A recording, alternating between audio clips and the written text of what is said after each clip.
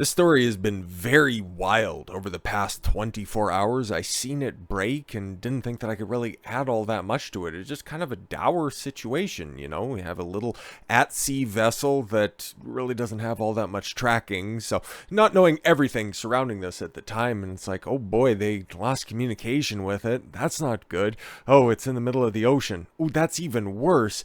They have no real way of tracking it back. Yeah, these guys are kind of done for, huh? And the fact that, yeah, they know exactly just about down to the minute based on certain calculations exactly when they're all going to suffocate to death. It's not exactly, it's not a type of story that I really want to cover, and given that I like to talk about the news, headlines, everything that's going on different vocations, and inject a little bit of humor, there's not a lot of humor to be had here that I knew about at the time. Now, all of the extemporaneous circumstances surrounding this kind of makes it, just kind of an early contender for a Darwin Award, because, oh my God, guys, like, every single thing that you could have done for this submarine to make it safe, successful, accessible, you just decided to throw to the side for various causes. So I hope, honestly, first and foremost, I really do hope that this has a miraculous recovery. Somebody ends up throwing that Doug Flutie Hail Mary, catching it in the end zone. Everybody can celebrate this miraculous last-second recovery, but chances are this little Ocean Quest submarine is going to be found a couple of months from now when somebody cracks that open. Oh, God, I couldn't think of a worse way to go. This literally sounds like hell on earth, but we gotta talk about it. Okay, missing Titanic sub. A dire animation suggests how far it sunk. Let's get some of the background out of the way to begin with.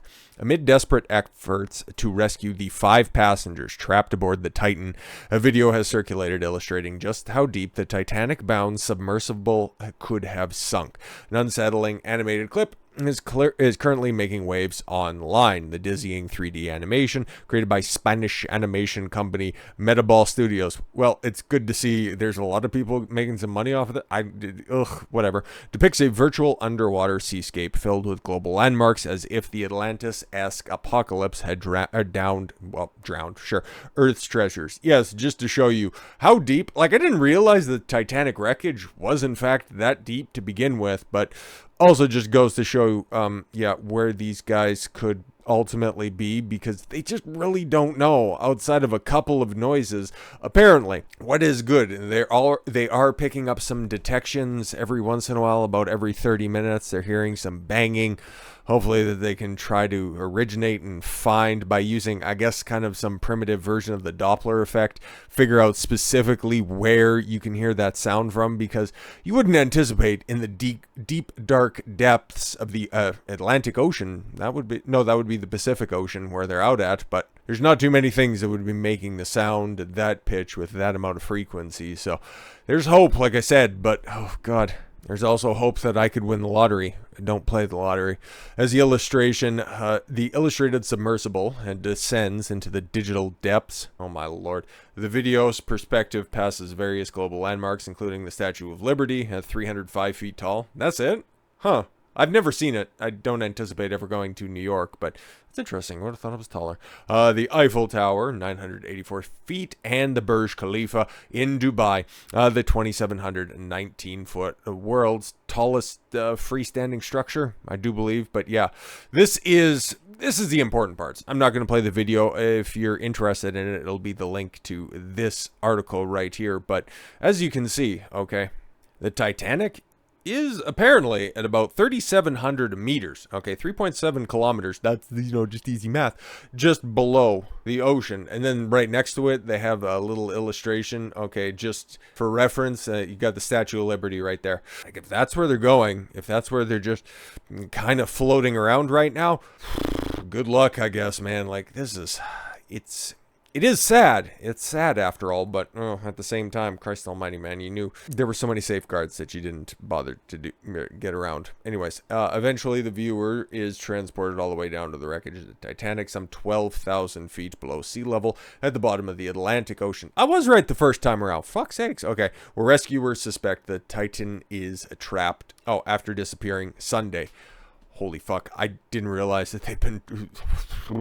All I knew was the drop dead date, which, no, pun only partially intended as to when they're going to be running out of oxygen, which is very, very soon. Aboard the vessel are OceanGate Expeditions... founder and CEO Stockton Rush, more on him very shortly. French Titanic expert Paul-Henri Narjolet, British billionaire Hamish Harden, and Pakistani businessman Shahdaza Dawood, and his 19-year-old son Suleiman. Oh, Christ. Like, I've seen this story circulate, and that's another reason why I really didn't want to touch it. It's because I've seen this, circulating around lefty circles going, "Duh, it's just a bunch of rich people that are drowning. Let's laugh at them." It's like, you guys are fucking gross. The only person that I'm going to have specific issues with is Stockton Rush, but here's a little bit more information.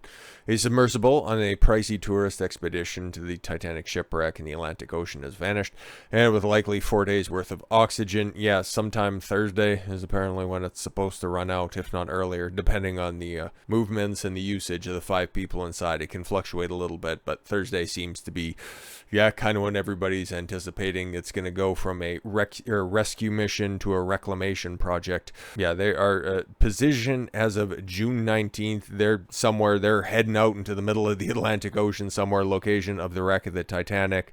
Submersible departs from St. John's, Newfoundland, June 17th. Yeah, so they've been gone for a while, and here's what the vessel apparently looks like. One toilet on board hidden by curtain when used. Yeah, okay, whatever. Acrylic viewport. Well, it's not like they've had all that much food to eat, so I'd imagine that toilet's gone unmolested for a while. But you're probably noticing something on the left-hand portion of your screen right now. The pilot uses a video game, a modded Logitech controller that every PC player looks at and goes, "Ugh, I'm so glad that we now have Xbox and PS4 functionality, because those things are always trash." And that's what they decided to use. Well, it's like, oh, okay, that already seems like a rinky-dink operation, but oh wait, there's more. Like I mentioned before, searchers detect banging every 30 minutes near area where the Titanic sub vanished, as DHS emails confirm potential signs of life, which is good, which is very, very good. A Canadian airplane aiding in the search of the missing Titanic-bound submersible recently detected banging every 30 minutes in an area where the vessel lost radio contact with its surface ship.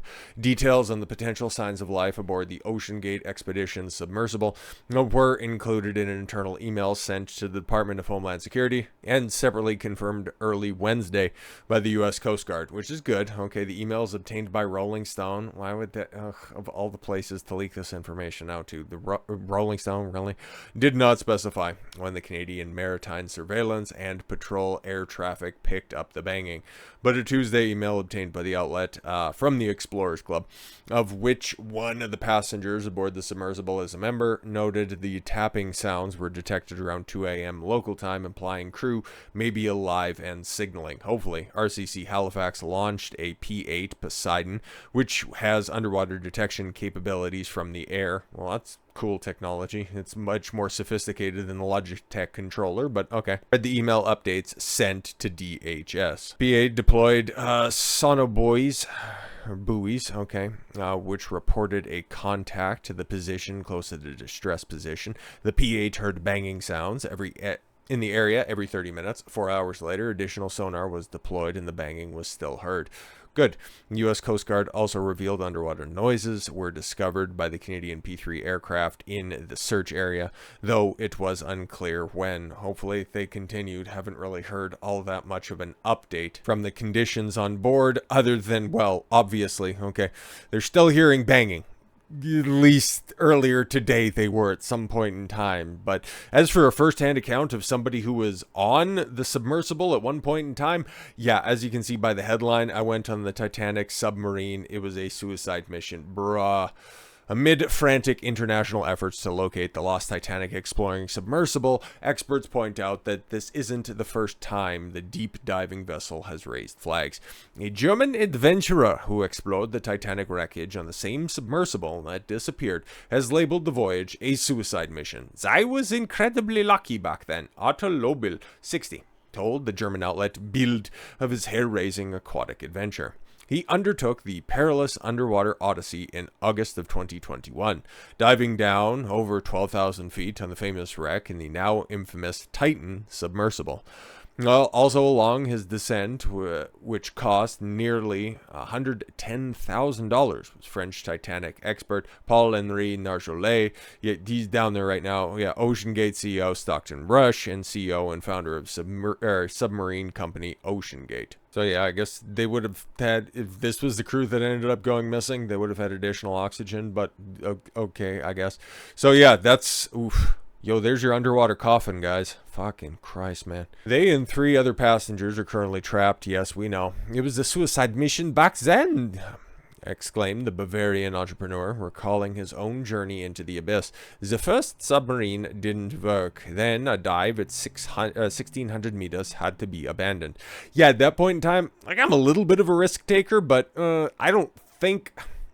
That would be interesting, especially seeing all of the mechanics at play, and then also just, you know, and a little bit about tech, just being like a Logitech controller. Fucking really? Okay. Yeah, I might have backed out of this one, especially if it's like, oopsie daisy, our first trip down didn't necessarily go so well, so I'll just have to take the backup. It's like, fuck you. Low Bill explained that they ended up launching 5 hours late due to electrical issues. Again, red fucking flag, my guy. Now, which he suspected is to blame for the Titan's crew's, yes, a current predicament. Yes, of course, if you lose communication, yeah, it has to do with electricity. Hopefully it doesn't have to do with, well, yeah. Would have found something at this point in time if it would have had to do with a pressurization situation.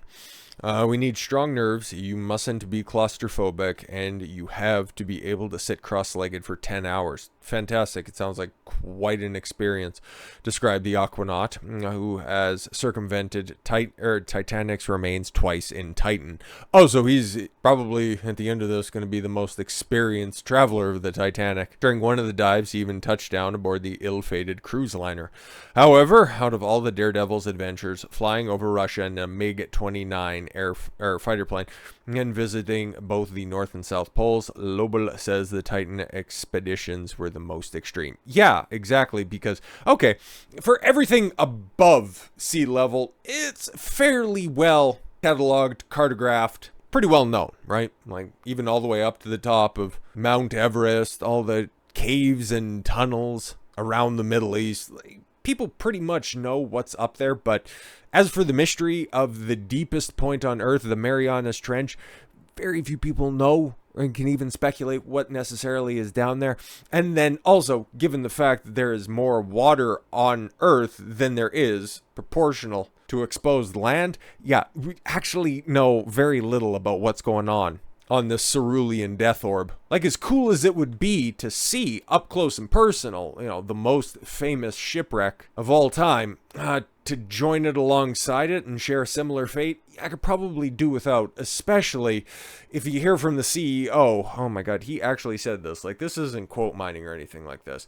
Titanic CEO. Okay, so Stockton Rush didn't hire 50-year-old white guys because they weren't inspirational. Ladies and gentlemen, this is the extreme example and the logical extrapolation whenever you hear different airlines, okay, start to hire on diversity quotas as opposed to competency quotas. I don't know, when you're doing something extreme as this on kind of what would appear to be a shoestring budget in totality, obviously, you would want the most competent minds on this, not the people that could check the most boxes. Your life is at risk. It's that old thing, that old hack line 1980s comedians would go ahead and, you know, spout out every once in a while. Would you hop in a taxi if you seen that the driver had a neck brace on?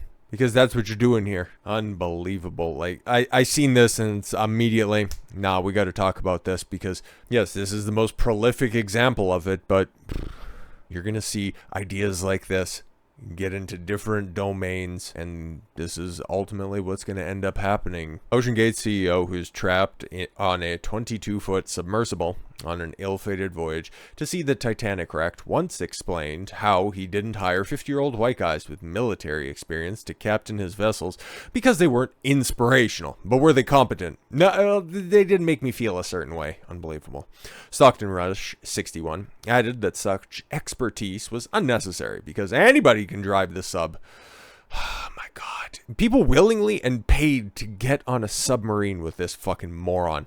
Well, that was the worst decision at least 4 other people made in this case.